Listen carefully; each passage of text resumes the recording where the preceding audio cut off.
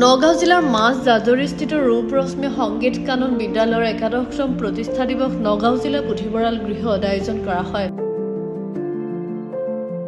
সাংস্কৃতিক দিশৰ ছাত্ৰ-ছাত্ৰীক এখোজ আগবঢ়াই নিয়াৰ প্ৰচেষ্টাৰে প্ৰতিষ্ঠিত ৰূপ ৰশ্মি সংগীত বিদ্যালয়ে 11টা বছৰত ভৰি দিলে। নৃত্য গীতৰ প্ৰতিযোগিতা আয়োজন কৰি বিজয়ী প্ৰতিযোগীক মেডেল আৰু স্মাৰকেৰে পুৰস্কৃত কৰা হয়। উক্ত প্ৰতিষ্ঠা দিৱসত বহুতো গণ্যমান্য ব্যক্তি উপস্থিত থাকে। খুব ভাল লাগিছে আৰু আজিৰ যি অনুষ্ঠান আমাৰ ৰূপ ৰশ্মি সংগীত বিদ্যালয়ৰ একাদশ বাৰ্ষিক যি প্ৰতিষ্ঠা দিৱস আৰু প্ৰতিষ্ঠা দিৱস উপলক্ষে আজি আমাৰ পুৱা প্ৰায় 9 বজাৰ পৰাই কাৰ্যসূচী আৰম্ভ হৈছে আৰু বিভিন্ন ধৰণৰ গণ্যমান্য ব্যক্তিসকল বিভিন্ন ঠাইৰ পৰা আমাৰ মাজত উপস্থিত হৈছেহি আৰু লগতে প্ৰতিযোগীসকল আহিছে। প্ৰায় অৰ্ধশতাধিক প্ৰতিযোগী ইতিমধ্যে আমাৰ মাজত নামভৰ্তি কৰিছে আৰু হয়তো আৰু প্ৰতিযোগী আহিব বিভিন্ন ঠাইৰ পৰা। গতিকে খুব ভাল লাগিছে।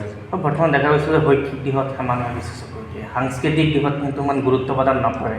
এই ক্ষেত্ৰত আপোনাৰ মন্তব্য? আচলতে চাবলৈ গ'লে শিক্ষা বুলি যদি কওঁ তেতিয়াহ'লে এটা কথা মই ক'ব লাগিব যে আমি লাভ কৰিব পাৰোঁ ডান্সৰ জৰিয়তে। এডুকেশ্যন থ্ৰু ডান্স বুলি যিটো বস্তু আছে সেইটোত আমি যদি চাবলৈ যাওঁ তেতিয়াহ'লে আমি নৃত্যৰ জৰিয়তে বহুত কথা আমি শিকিব পাৰোঁ কিন্তু আৰু যিটো আমাৰ একাডেমিক যিটো বস্তু একাডেমিকত আমাৰ যথেষ্ট সহায়ক হয় বুলি মই ভাবোঁ আৰু যিসকল ল'ৰা ছোৱালী সংগীত বা নৃত্যৰ ক্ষেত্ৰত আগবঢ়া তেখেতলোকে নিশ্চয় পঢ়া শুনাৰ ক্ষেত্ৰতো আগবাঢ়িব পাৰিব আৰু এই ক্ষেত্ৰত মই এটা কথাই ক'ম যে আগতে অকণমান আছিলে তেনেকুৱা যে অকণমান নাচ গান কৰিলে ল'ৰা ছোৱালী বেয়া হ'ব বা অকণমান মানে গুৰুত্বটো কমাই দিছিলে, কিন্তু বৰ্তমান অৱস্থাত কিন্তু প্ৰায়বিলাক অভিভাৱকেই কিন্তু নিজৰ ল'ৰা ছোৱালীবিলাকক কিন্তু সাংস্কৃতিক দিশত যথেষ্ট আগুৱাবলৈ চেষ্টা কৰিছে।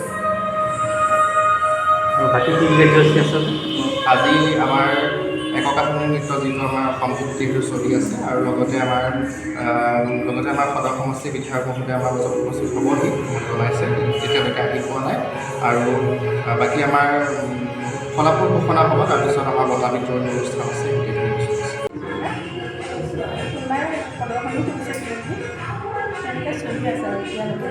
বিশিষ্ট অতিথি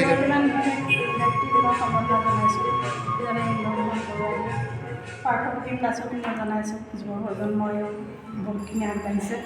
তেওঁ মোৰ তাত প্ৰথমে কৰিছিলোঁ, এতিয়ালৈকে তেওঁক এৰা মানিলে আৰু গগন চৌধুৰী, তাৰপিছত লক্ষ্মীনাৰায়ণ বেজল চান্দিকণি প্ৰিন্সিপাল ছাৰ আৰু মোৰ বিধায়ক হোৱাৰ কথা আছিলে, এতিয়ালৈকে অহা নাই। ফোন মাৰিছোঁ, তেখেতে কৈছিলে যে বেছি মানুহ নগাঁৱৰ পৰা আহিয়া আহমেদৰ ৰিপৰ্ট, গ্ল'বেল এনি 24/7।